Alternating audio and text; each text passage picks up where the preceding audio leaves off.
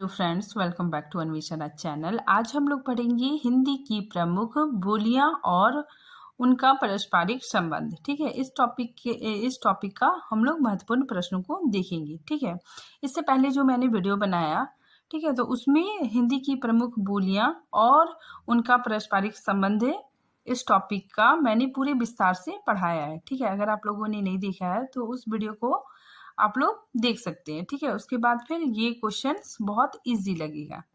ठीक है, चलिए अब हम लोग महत्वपूर्ण प्रश्नों को देखते हैं। सबसे पहले नंबर 1, जॉर्ज अब्राहम ग्रियर्सन के हिंदी भाषा के वर्गीकरण के आधार पर उपभाषाओं के अंतर्गत हिंदी की बोलियां आती है। ठीक है, तो अब्राहम अब्राहम ग्रियर्सन ने कितनी बोलियां बताई हैं? तो 17।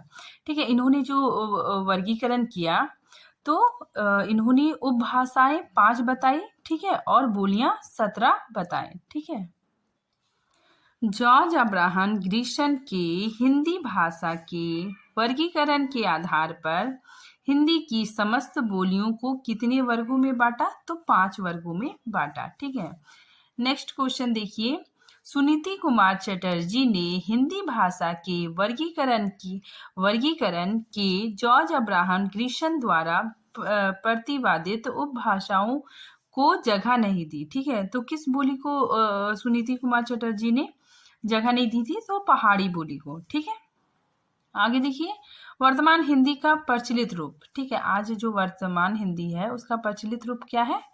खड़ी बोली। ठीक है, नेक्स्ट देखिए, खड़ी बोली निकली है। ठीक है, तो खड़ी बोली कहाँ से निकली है? पश्चिमी हिंदी से।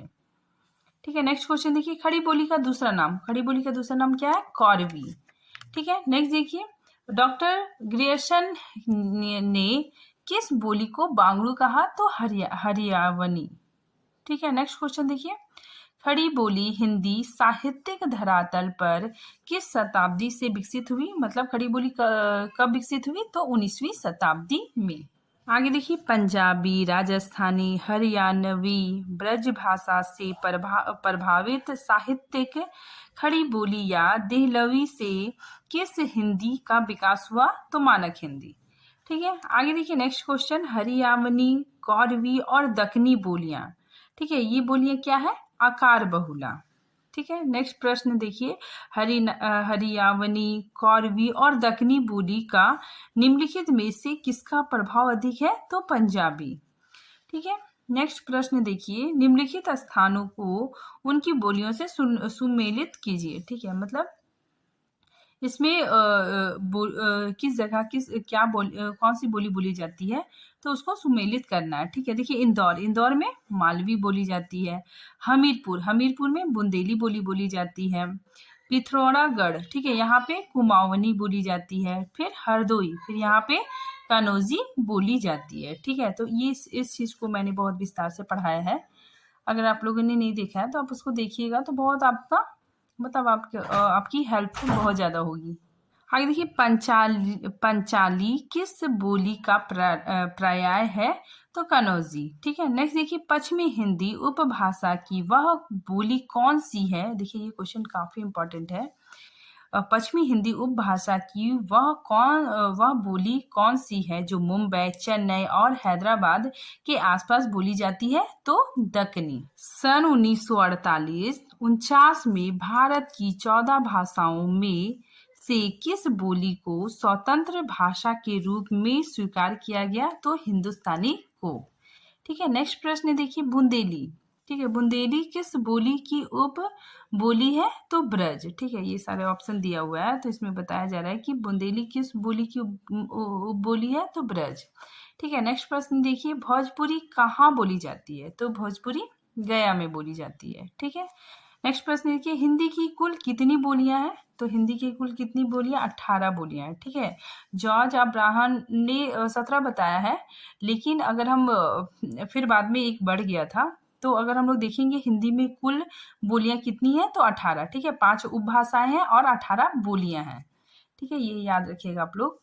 नेक्स्ट देखिए, पश्चिमी हिंदी उपभाषा की बोलियां कौन कौन है? देखिए, कौरवी, ब्रज, हरियाणवी, बुंदेली और कनौजी। ठीक है, ये सारी बोलियां पश्चिमी हिंदी उपभाषा के अंतर्गत आते हैं। ठीक है। नेक्स्ट देखिए ग्रियर्सन ने किस बोली को बांगड़ू कहा? तो हरियावनी। ठीक है। नेक्स्ट प्रश्न देखिए किस बोली को जाटू, ठीक है, किस बोली को जाटू कहते हैं? तो हरियावनी। ठीक है। नेक्स्ट प्रश्न हरियावनी और खड़ी बोली, ठीक है, हरियाणवी और खड़ी बोली क्या है? आकार बहुला।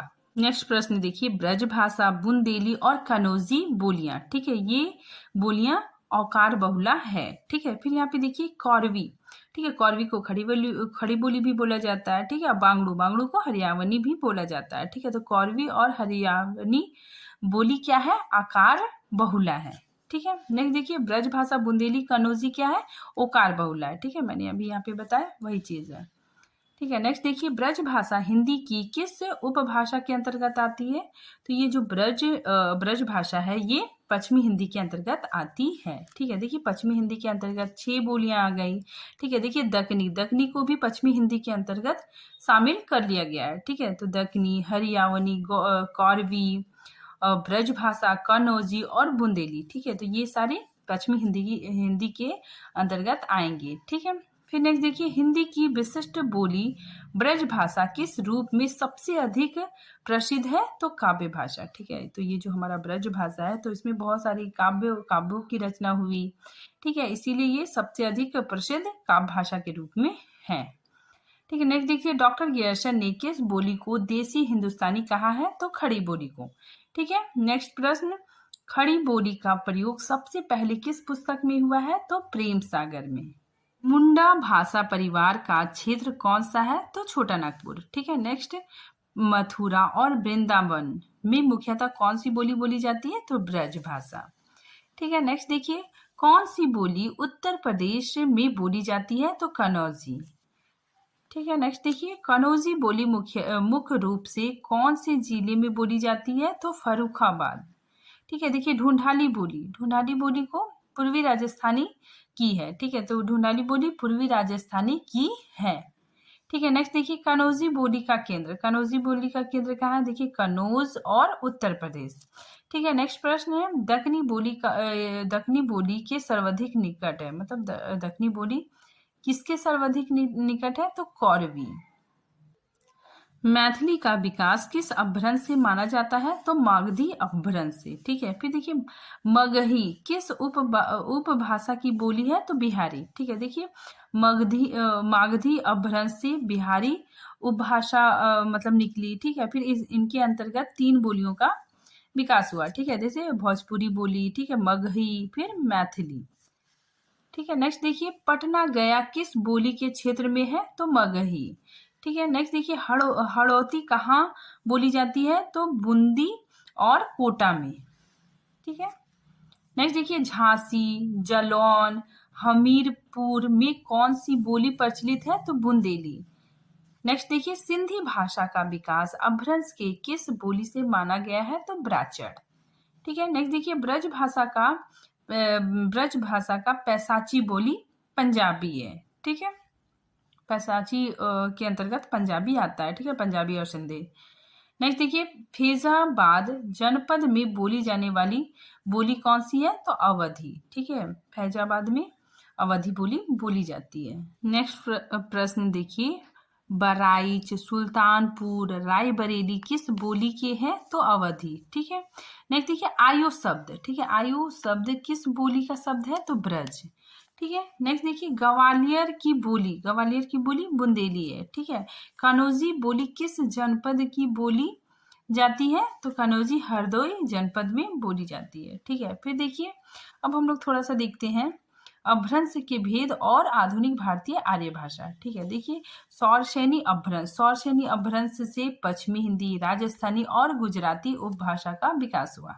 ठीक है। देखिए अर्ध मागधी अपभ्रंश से पूर्वी हिंदी विकसित हुई। ठीक है। मागधी से बिहारी, उड़िया, बंगला और असमिया विकसित हुई। ठीक है। फिर देखिए खस से क्या हुआ? खस से पहाड़ी हिंदी।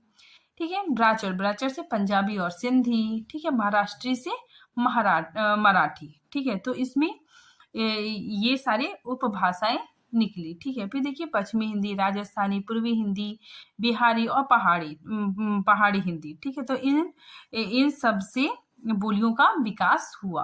अब देखिए हिंदी की उपभाषाएं व बोलियां, ठीक है। उपभाषा कितने हैं? 5, ठीक है। अब बोलियां कितनी है? 18, ठीक है। देखिए यहाँ पे पश्चिमी हिंदी, ठीक है। यहाँ पे उपभाषा लिखा हुआ है, यहाँ पे उत्पत्ति, फिर यहाँ पे बोलियां, फिर यहाँ पे मुख्य क्षेत्र, ठीक है। तो देखिए पश्चिमी हिंदी, ठीक है। पश्चिमी हिंदी हिंदी किससे निकली है? सौरसेनी अपभ्रंश से इसकी उत्पत्ति हुई है, ठीक है। और पश्चिमी हिंदी की बोलियां कौन कौन सी है? खड़ी बोली, ब्रज, बुंदेली, ठीक है, कनौजी, बांगड़ू और दक्कनी, ठीक है। इसको भी शामिल कर लिया गया है, ठीक है। फिर यहाँ पे देखिए जो खड़ी बोली है, बांगड़ू है और दक्कनी है, तो ये क्या है? आकार बहुला है, ठीक है।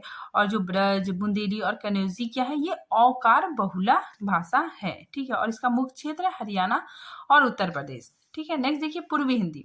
पूर्वी हिंदी अर्धमागधी से निकली हुई है, ठीक है। और पूर्वी हिंदी के अंतर्गत कौन कौन बोलियां आ गई? अवधी, बघेली और छत्तीसगढ़ी, ठीक है। इसको हम लोग ट्रिक से भी याद कर सकते हैं, ABC, A से अवधी, B से बघेली, C से छत्तीसगढ़ी, ठीक है। और इसका मुख्य क्षेत्र कहाँ कहाँ है? अवधी उत्तर प्रदेश में बोली जाती है, बघेली मध्य प्रदेश में और छत्तीसगढ़ी छत्तीसगढ़ में, ठीक है। फिर देखिए राजस्थानी, ठीक है। राजस्थानी की उत्पत्ति सौरसेनी अपभ्रंश से हुआ है, ठीक है। और राजस्थानी के अंतर्गत 4 बोलियां विकसित हुई, ठीक है। मड़वाड़ी, जयपुरी, मेवाती और मालवी, ठीक है। और इसका जो मुख्य क्षेत्र कहाँ बोली जाती है? राजस्थान में, ठीक है। नेक्स्ट देखिए बिहारी हिंदी।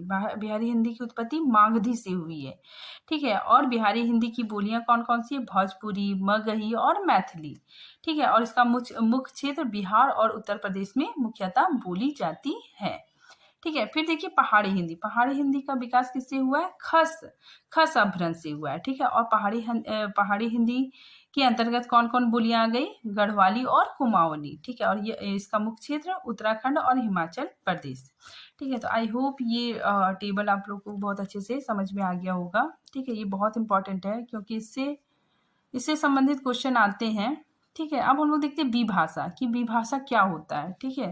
देखिए आजकल ये पूछा जाने लगा है, इसीलिए मैंने इसको थोड़ा सा इंक्लूड किया है।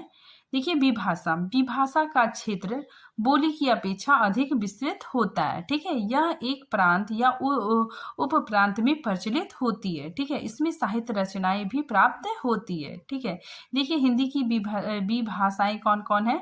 ब्रज भाषा, अवधी, खड़ी बोली, ठीक है, भोजपुरी और मैथिली, ठीक है। तो ये याद रखिएगा हिंदी की विभाषा मतलब कौन कौन है? ब्रज भाषा, अवधी, खड़ी बोली, भोजपुरी और मैथिली, ठीक है। तो आज ये टॉपिक यहीं पे खत्म होता है। मिलते हैं नेक्स्ट टॉपिक के साथ, तब तक के लिए थैंक यू।